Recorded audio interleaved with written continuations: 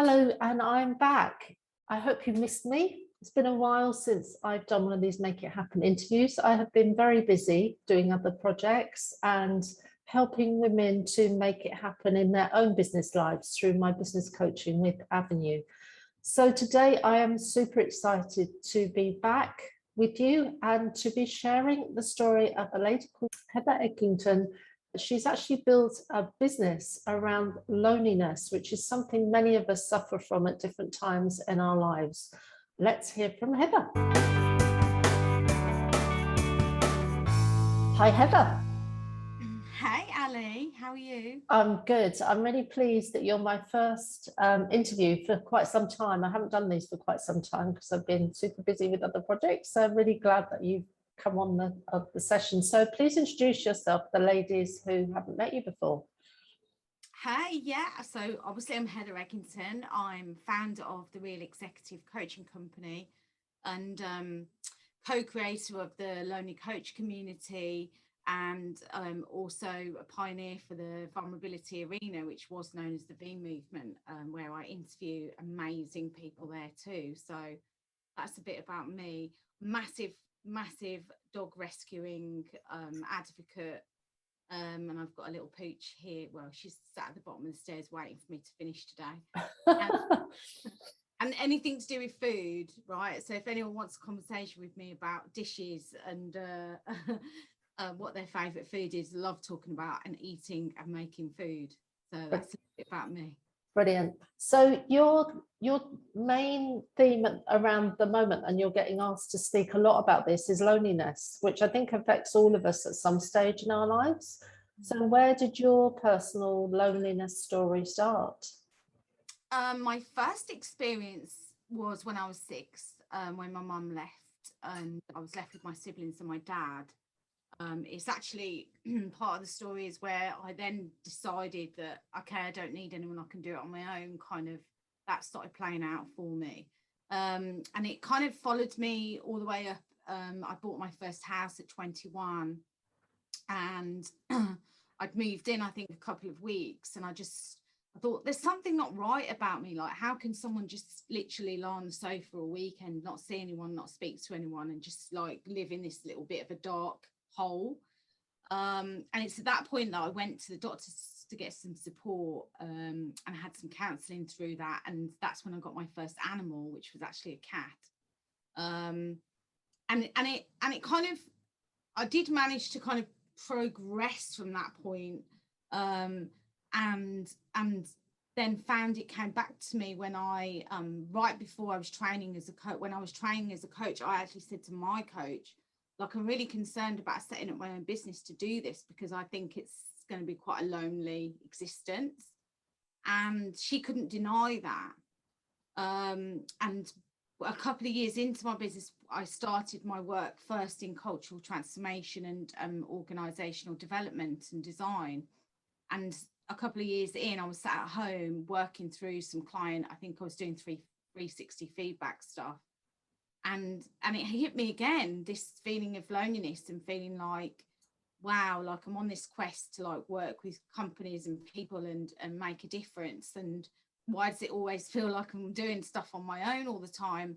And that's when I did the worst, or the thing that would have scared me the most, which is reached out to somebody for some help about doing something about that and to make a difference to my business. So I joined a program with a guy called Rich Litvin. And just before that, probably a year before, I'd written the book titled The Lonely Coach. And I was like, are you crazy? Like, no client's going to come and work with you or have anything to do with you if that's what you've known for. And I put it to bed, didn't do anything with it. Anyway, I joined this program, and what it helped me see is all the stuff that we think about and don't share. Really, it stops other people from having that opportunity to open up and share their story as well. So I thought there's other people that are experiencing this lonely coach kind of thing, or loneliness generally, and it is a thing, and why not be out there, you know, supporting people with the things that you've experienced. And, you know, I'm sure other people have heard this, but we do we do teach what we most need to learn about. And that's when I immersed myself in kind of really supporting specifically lonely leaders, lonely business owners to get to a trusting place, because that was the big thing for me, Ali, in that story. This I don't need anyone, I can do it on my own kind of belief that I had, maybe served me for a long time and got me to a place where I retire at 40 from having to work. What it didn't serve me with was relationships. I'd been single for a very long time, and of course loneliness had followed me wherever I'd gone, and it was this belief that still played out for me. So ultimately I think, yeah, it's happened to me all my life, and now I've turned my passion into, or my pain into my passion, as they say, or my messy is my message, or whatever they, you know, kind of the saying or memes are. That's where I've kind of got to with loneliness, and what I guess I support other people in making happen around that, which is having full trust, really. Yeah. I mean, your roadblock really has become the thing that you're working with. So tell us more about the feeling that you don't really need anyone, because I think a lot of us, especially during the last 18 months, have found that it's been really tough because they haven't had anybody to bounce ideas off or get feedback from, whatever they're doing, and that can make it a really lonely journey. So tell us a bit more about that belief that you had, that you really didn't need anybody. Well, I think it's a good idea for me to talk a little bit. I mean, a limiting belief, or our belief system, is obviously made up of the view that we have of the world. And ultimately, what can happen is we find at certain times in our life that they're really not serving us much. And all the things that maybe happen to us are messages to say, well, actually, you could do it completely different. Like, why do you always have to do everything on your own? Surely you could, you know, work with someone else, collaborate, receive support, and be available for that to happen. So I guess what I started to do was do completely the opposite of what my belief was, which was always being and doing stuff on my own. And look, my clients have really served me with helping me get to that point, because, you know, they, for us to get to a point of can I say, you know, where they're opening up, where they're kind of freeing themselves from the shackles of shame, and, you know, thinking, oh, I'm not going to talk about it because clearly no one else has had this experience, you know, to the point now where I do completely opposite, which is why I set up the Lonely Coach community, which is why I have amazing people in my life like you, Ali, because, you know, I guess I've made myself available to receive that sort of support and opportunity. And it was kind of stopping that from happening. So everything I did was really hard work before I got to this point. And now, you know, it's become much more fun and easy because I've got other people around me, supporting, collaborating, and sharing, you know, having that ability to share what's going on rather than kind of keeping it all to myself. What happens here, until we speak it out, it kind of has a hold on us, if you know what I mean. And what I say is, like, when we start talking about these things, it almost disarms them and allows us to kind of move forward in a kind of different way, with a more possibility kind of mindset, I think. So that's the kind of place I've got to with it now. Yeah, no, I definitely agree with you. My husband and I have this thing that if we've got something that we're really concerned about, we look in the mirror and say, what's the worst thing that can happen? Because the fear thing really overtakes your normal thinking, doesn't it? I mean, it just becomes the thing that you focus on day in, day out. But we look in the mirror and say, what is the worst thing that can happen? Normally it never happens. But once you've spoken it out and that's the worst thing that can happen, it diminishes it in size, as you said. Yeah. Yeah, I love that example, because, you know, and the fact that you've talked about it being into the mirror, you know, everywhere we look, there's going to be signs and messages helping us to see okay, maybe this isn't the best way to live, or maybe this isn't the best way to go forward.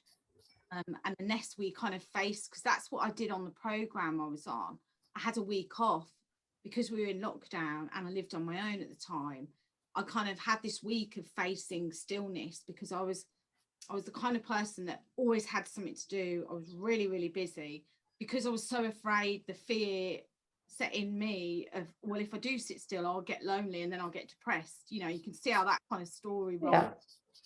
Once I faced it, like you've just described, you know, you've said, like, what's the worst that can happen here? Or kind of owned that, okay, so I'm feeling like this. The minute I talk about it to somebody, you know, it's already going to make a difference to how I feel. And I always say, and I think a good example of this, you know, fear comes from a knowing place.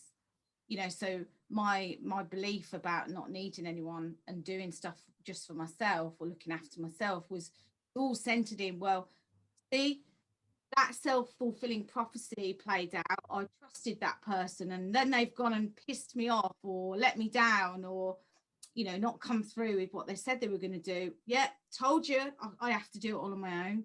You know, you can see how it kind of plays out on a daily basis. And I guess the fear rooted in, I mean, I think the fear overall for a lot of us is potentially one of the biggest stories that would always stop us from stepping into our power and owning everything about ourselves, our uniqueness, our imperfections, as Renee would put it. It's kind of designed. So I try and invite people to ride it like a dragon and say, well, clearly if that fear thing's showing up, then it's something I need to do. Yeah. I've coined this new term, familiar, but fear is the beginning part of the familiar, because it just becomes something that is almost safe to have that fear, because you then don't have to think about moving outside of that fear behavior and launching yourself into something new that you could appear to be scary. Yeah, because how do we know, Ali? Yeah. How does our body know, whoa, that's a bit scary, we've never done that before? How does it know to be fearful of it? Do you know what I mean? Yeah. We have been in that scenario. It is familiar. Yeah. So, yeah. Totally agree. So you're fortunate in that you mentioned earlier you were able to retire at 40. So what have you actually learned from that experience? What I've learned is, and it took actually my cat passing away for me to leave my permanent corporate kind of background behind, or career behind. Actually, you know, let me correct that. It's not that I left it behind. It's just that what I realized is working 6 a.m. till 9 p.m. for another organization that literally certain behaviors in me I didn't really like about myself anymore. So you know, not being able to delegate, you know, taking, like, always being in control, the dominance, the being the best, because it was very sales orientated and money orientated. I wanted to free myself from that, because I was showing certain behaviors that would suggest that I would have headed for burnout, definitely, you know, and I would have, can I say the most important thing in my life now, today, is, or my measure of success now is, you know, am I singing in the shower every morning? Whereas before, my measures of success were how much $1 million deals or £1 million deals have I written for this company, and have I pleased my boss? Because that was the big one. The people pleasing was like, I hated it. So I guess for me, it was the pinnacle point when my cat passed. I didn't need to have a roof over my head. I had nothing to be responsible for. And actually, I should say at 35, when my company did give me a coach, they really pushed me to say, what is it I actually want out of life? And one of those was retiring from having to work. So it did happen, and it actually happened a year earlier. So I did manage an exit plan at 39, and had built a property kind of portfolio up in the background, which was accidental, as a kind of sideline hustle. It was kind of accidental. I just was good at it and it was natural. So I think the pinnacle point was just I didn't really like who I was becoming in that environment, and in doing, you know, the kind of 24/7 work, always on my emails on a Sunday, or even out with the girls on a Saturday. I'll be like checking all my emails, and I just didn't like who I was becoming. And I just thought there's got to be something better than this. And I totally neglected family or people that loved me around me and supported me, because my idea of success was completely discombobulated, I think is the best word for me to describe it. Love that word. I love it. It's my favourite. Yeah, It just describes everything so well, doesn't it? Just discombobulated. Yeah, beautiful word. It just wasn't a way of living. It just wasn't a way of living. No. Yeah. And I wanted better, or wanted, and it's not even more. I just thought there's got to be something out there that's not taking all of my energy, and, you know, this isn't how I want to carry on living my life, I think, is the question that I've put to myself. Yeah. So what does abundance mean to you?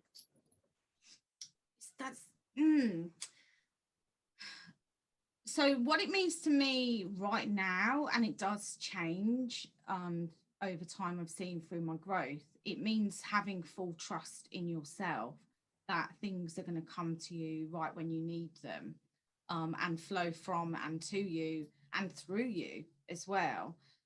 So what my terminology of full trust is, I mean, this will be in my book actually, it's about how much you trust yourself, how much you trust other people, and also how much you trust the process of, you know, the world and the universe we have around us to deliver exactly what you need when you need it, and getting grounded in that, the belief that I am open to receiving and giving without attachment to anything coming back to me. I think that would sum it up for me at the moment. Yeah, that's lovely. Do you have any thoughts on what's your definition?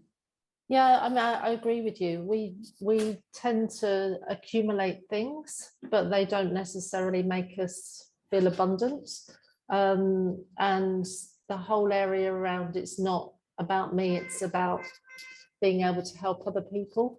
It's like when you're depressed, you know, it's easy to get spiraling inside and it just becomes about you. But if you flip it and make it about helping somebody else, then that immediately switches the whole way you're feeling and behaviors and everything. So yeah, I agree with you. I mean, I think I truly have come to the place to realize that to be in a position of service to others, to support somebody, to be in the shadows of that person, or even group of people, that if we're really trying to be something for them that we're not, you know, we're not allowing stuff to kind of, or allowing ourselves to be and them experience that feeling and energy in the room, versus really forcing things in. I think abundance just doesn't, it has no place to operate if you're like that, if you know what I mean. Yeah. I mean, let's talk about it in relation to collaboration, which you and I are very similar on our thinking about collaboration, because it's very hard at the moment where so many people are starting new businesses, and maybe there's lots of people that are in the same space, and then they no longer come from that abundant mindset. They've come from the mindset that, oh, they're going to steal my clients, they're going to steal my ideas, etc. How do you look at it? My thoughts around collaboration is all centered in, I would say at the moment, the connection. So it's fine if we should, I'm trying to think. So you may well have the same label or title as somebody else. However, when we get grounded in the fact that what we do and how we be as a person will be different to that other labeled, titled person, it allows us to see only where the connection is between people, and then take that on to the next level, which is how can we support each other, or how can we collaborate together to create opportunity. So I always say, you know, opportunity, I'm sorry, you know, it doesn't come packaged in a beautiful box saying, hello, opportunity here, walk this way, everything's available for you.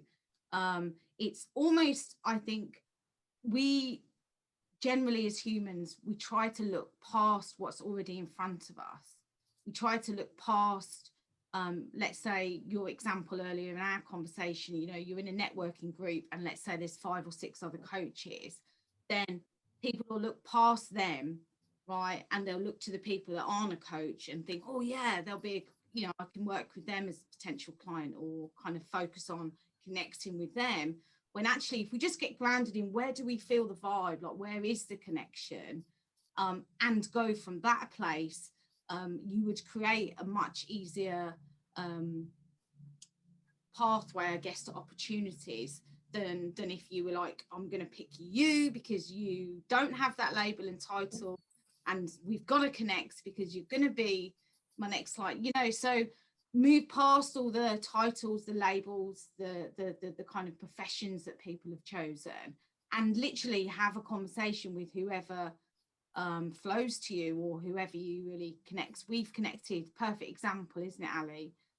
We were on a session, weren't we, with Big? Yeah. And we were introduced at that point because they were like, you two would get on so well. And we've been collaborating ever since, haven't we? Because we have, yeah. You come and supported my community, I've done a session for your community, now we're having this amazing conversation to help whoever is watching and listening, to really create their own opportunities.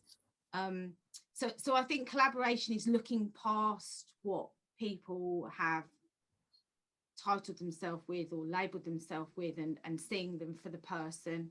Yeah, yeah. I always use that term uniqueness, but you is the, rather than the letter U, the word you, Y-O-U, unique, because we are all unique beings. So however, even if we're doing the same, delivering the same course, or selling the same product, the way you deliver it to people is completely different to how somebody else would deliver it. So yeah. Everyone that's in front of us, when we do create that connection, they're there to give lessons or to support us, or definitely. And I agree with you about opportunity, because there are a lot of opportunities around at the moment, but people are seeing them as something negative. They don't realize that out of negative situations can come opportunities. You just have to try and flip the whole situation and look at it in, you know, a 360-degree different way of looking at it, 180-degree different way of looking at it. 100%. It's a guy I know, Paul Henry, he calls it problemtunity. You know, so wherever there's a problem, then we look at it from an opportunity perspective. Yeah. And I actually have a really good example of opportunities not coming packaged in pretty boxes, because there was a lady that was in my community who was working really hard on creating a program to support people who are perimenopausal. I don't know if I've said that right. I've tried it so many times, it doesn't come out. No, that's right. It doesn't roll off my tongue as easy. You know, and I'd signposted people to this person because I know they put a beta program out to test it with a few people. However, there wasn't any significant information. There wasn't significant posts, messages, blogs concerning perimenopausal, kind of those subjects and discussions. So it was kind of like someone had got there and thought, I'm sure this isn't the right person, you know. And when I asked this particular coach, you know, what's happened with all that? Like, I can't see any of the material anywhere. Oh, well, it's fine. I've done it now. And I'm still doing it. And I'm just like, well, who knows about it? Because it's not out there, you know. And I learned so much from that. I thought, what are people experiencing from me when they come and look at any of my social media channels? And don't get me wrong, as much as it's not good for me to think, oh, let me change everything externally and make it perfect and everything's going to flow to me, because that's not really, you know, that's not really a positive way to go forward. It is a opportunity though, when I think, well, how are people experiencing my stuff that's out there, and is it congruent to the type of people that I want to support? So yeah, it was a big lesson for me with that, and a great example of where opportunities do always come to us. It's just, do we make the time to see and capitalize on what's right in front of us, I think. Yeah. You briefly mentioned there the situation where people are looking at maybe getting everything 100% correct before we launch, and I think that is a female thing. We want, you know, I always say in the business coaching I do, you know, what color your font is not going to matter in 10 years time. So sometimes you just have to launch it and then worry about those small details later. So would you say that's one of the biggest challenges we're facing today, or what sort of challenges do you think we're facing today with the, you know, with having businesses, particularly for solopreneurs that are running businesses themselves? Is it the bright shiny thing syndrome or something else? Love it. Yeah, the magpie syndrome, isn't it? Yeah. That's shiny. Let me Yeah. Let me sign up to that course. I've actually, one of my goals this year was to not sign up to any more challenges, because I found that I never did them.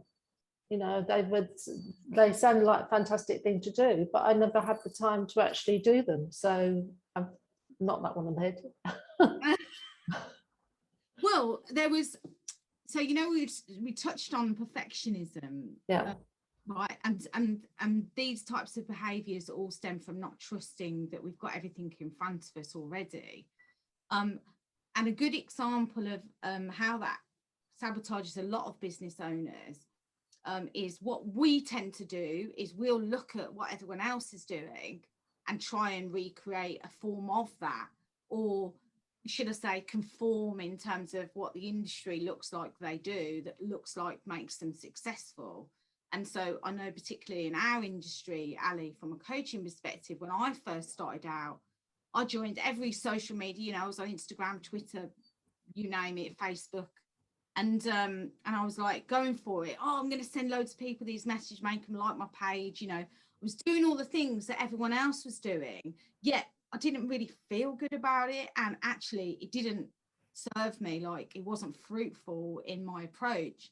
I kind of felt like was like hustling. Like, you could have put me some red boots on, knee highs, and stuck me on the street corner with hustler on my Freudian slip there.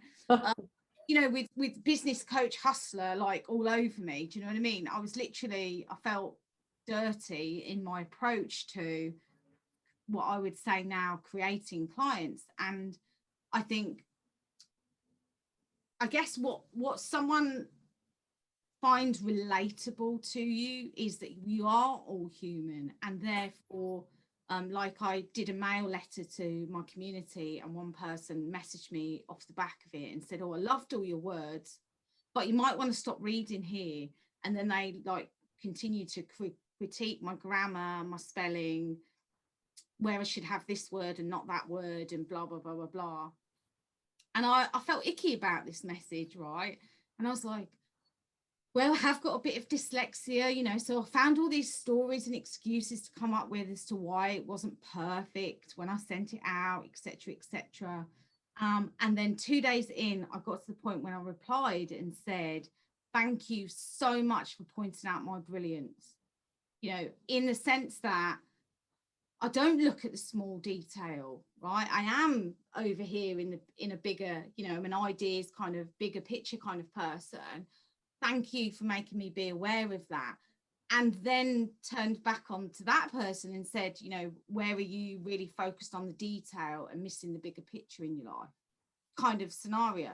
So, you know, going back to answering your question about where do we get stuck, or what is it that's holding a lot of business owners back? it's getting out there and doing something that you love and that brings you joy versus something that everyone else is doing, right? So for example, if you say and get grounded in, I'm not doing any marketing whatsoever for my business, I'm literally going to get into conversation with who I feel like at the time and who I connect with, then stick with what is congruent to you and what feels right, versus trying to do what everyone else is doing and then feel shit about it afterwards. It's always been for me about second guessing. The more stuff I feel like I have to put out there and be seen doing the things that everyone else is doing, the less I am focused on who I've got already working with me and how I can kind of expand from that place. So yeah, I think definitely for service business owners, we are in a place, and Rich Litvin says this, you know, we are selling the invisible. And it's okay you talking about what you do and sharing information about it and kind of drawing people to you because of the niche that you have or the ideal kind of client avatar that you have. However, unless somebody's had an experience of what you actually do, so had an experience of you in a group or like in a talk or even a one-to-one experience of your services, it would be hard for them to say, hell yes, I want to come and work with you. So I guess the second tip there is give somebody an experience of you wherever you can. And that doesn't necessarily get created in a writing form. Yeah. Or immediately, because I think some people launch their businesses and think, right, here I am, they're going to come now. 6 months later, they're still thinking they're going to come now, but they haven't, you know, either found out who or built something that people want, which is one big area that I focus on in my coaching, but also maybe they haven't even thought about connecting with people first so that people can get to know, like, and trust them and know who they really are as a person, to know whether they can help them. Yeah. And like, let's not forget about the courage, Ali.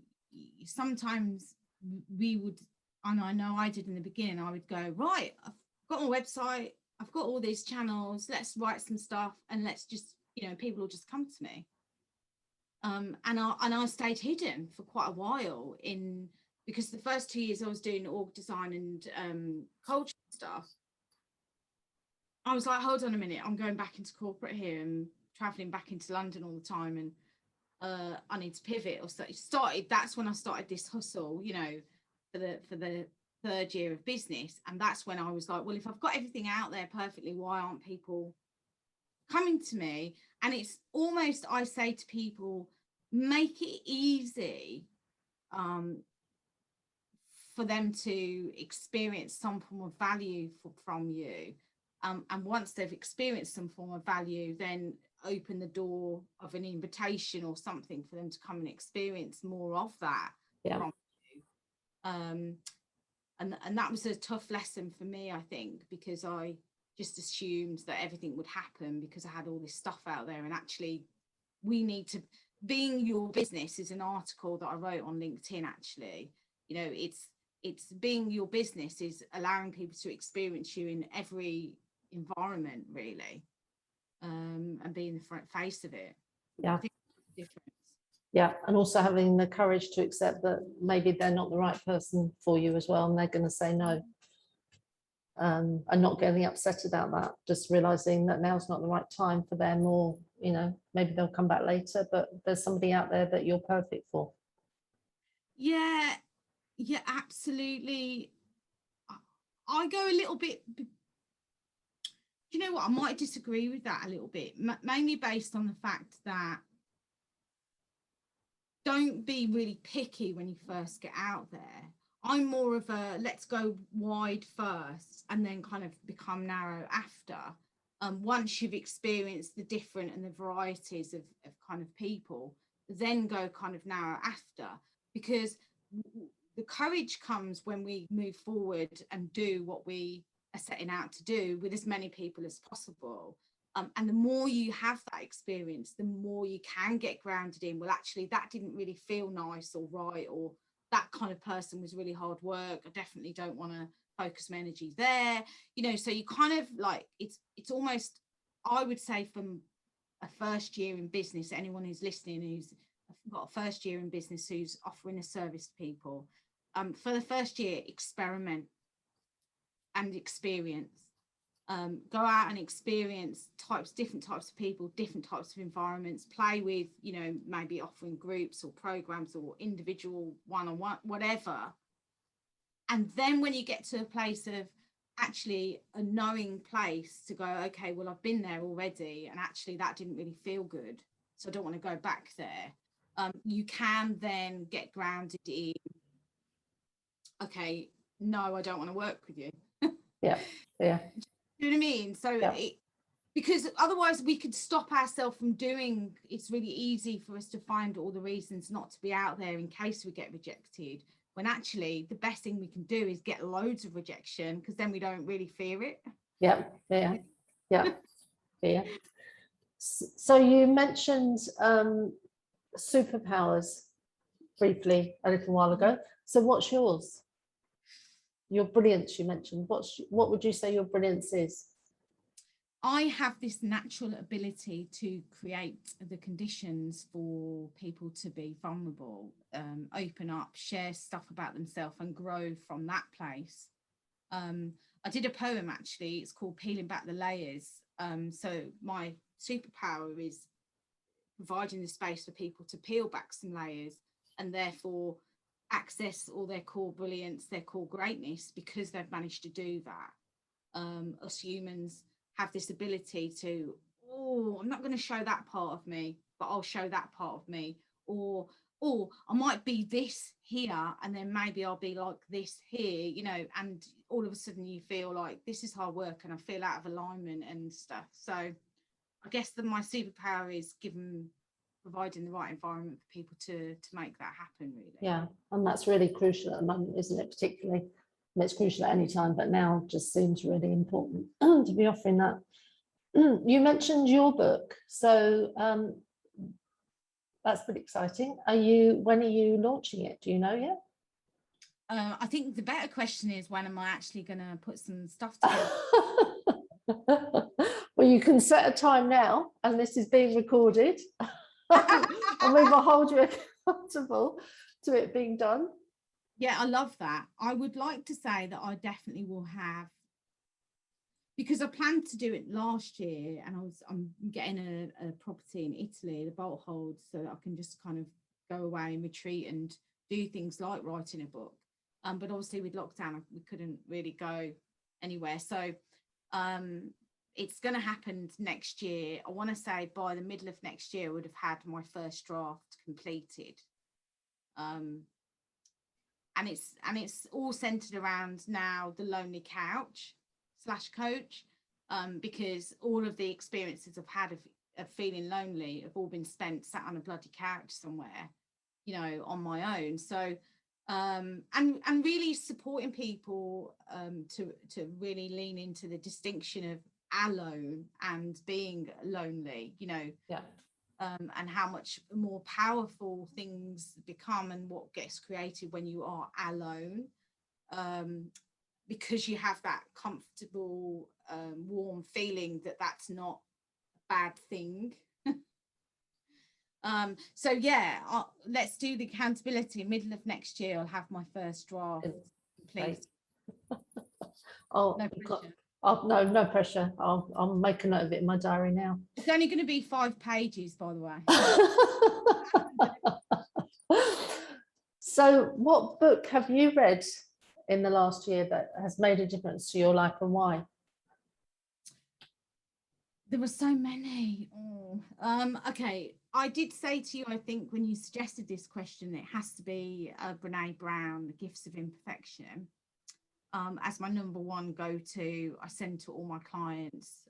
She's got a great infantry questionnaire on there for anyone who has listened to her podcast around armored leadership, it really supports and helps people understand more about their kind of styles when they do that. However, there's been like one groundbreaking one that I was given 6 or 7 years ago was Dr. Stephen Peters' The Chimp Paradox. It really helped me see that how I was reacting to situations really made that situation worse. So loads of scenarios where I've really put it into practice. And I have to talk about The Alchemist, because it's come back in my life this year, because I realised I still had this ability to look everywhere else but right in front of me for things. And Okay. Yeah. it really centres you in that story. Yeah. Doesn't it, really? Yeah. No, it's an amazing story. And sadly, it hasn't encouraged you to come and live in Andalusia, where I am. So you mentioned Italy. Is that something that you're going to be doing this year? Getting your bottle? Definitely happening. I might not have bought a property there by this time this year. I'm hoping that they let us in to the country, so I can go and stay there for a month, Christmas and New Year.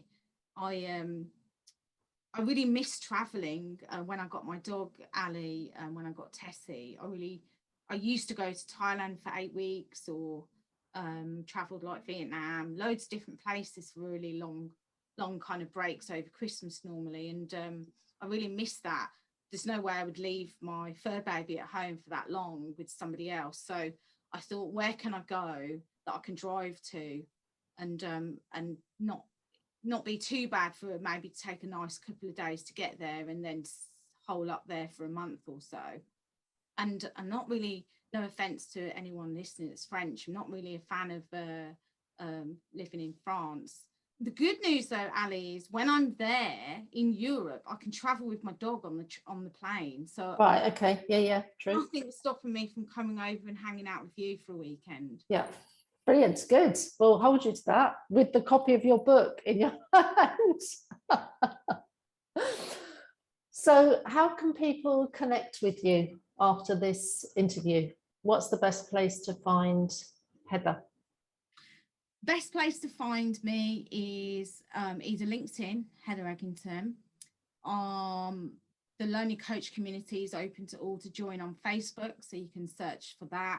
It's a very intimate group. I think I've got about 130 people on there, where we do masterclasses and 8-week kickstart programs for people to kind of really go after what they want. And email if there's any questions or resources that you want with anything that I've talked about. So it's Heather at the realexecutivecoachingcompany.com. And open to having a chat with anyone who's had something resonate with them throughout this discussion. Yeah, and I'm sure that there's been loads of really good stuff that you've shared today. Some really good thoughts, some really good journaling prompts for people to do, to take the things that you've said a bit further. So thank you very much for your time. It's brilliant to see you again. And my last question was what would you say to your younger self? Well, I've already said it to my younger self. I wrote a letter, I recommend anyone doing this, wrote a letter to my significant child self, and started it with what I want you to know about me now. And so what I would say to my younger self is, you always need everyone around you, and life's not living if it's always spent alone with your own thoughts and your own energy. We're built to share those things and surround ourselves with, and coming from a place of love, always. Yeah. Always. And that's a beautiful place to end this interview. So thank you, Heather, and hopefully I will see you again very soon. I look forward to it, Ali. Thank you. You too. Appreciate it. Bye for now. Bye. We hope you enjoyed this interview. This series is called Make It Happen and is about women who've made it happen in business or in life. If this is you and you would like to be interviewed, please leave a comment below. You can follow us on YouTube or listen to the podcast on Spotify. Please click the subscribe button to be notified when the next episode is launched. If you're a woman who is living in Spain or a woman who is thinking about moving to Spain, please also come and join us at costawomen.com. It's completely free to join.